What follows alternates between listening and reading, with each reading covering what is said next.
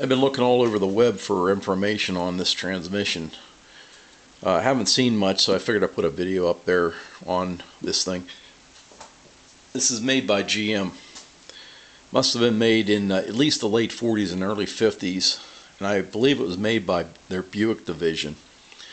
Although this transmission was attached to a flathead 6-cylinder Pontiac motor, so it must have been made by Buick, and possibly a different tail shaft on this thing to adapt to the Pontiac. I'm not exactly sure, but it's a 3-speed manual, and it's got this 5-bolt cover. This is an easy way to identify this transmission.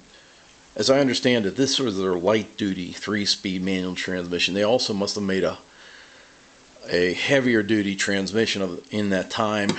This bolt pattern on this cover is different. Has some pretty interesting shifting bars here, and you can shift it through the gears pretty easily.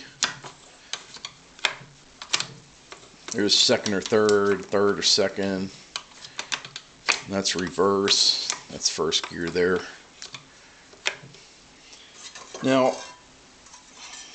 the shifting levers on this thing are really unique because this really doesn't do much of anything. It just throws the real shift lever back and forth into the neutral position.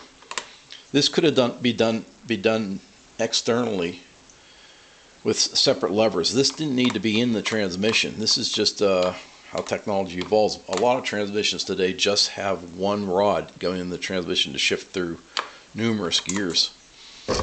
So that is a Pontiac 3-speed manual for 1948, attached to a flathead 6. Possibly lots of other cars back then, since it just says GM on it.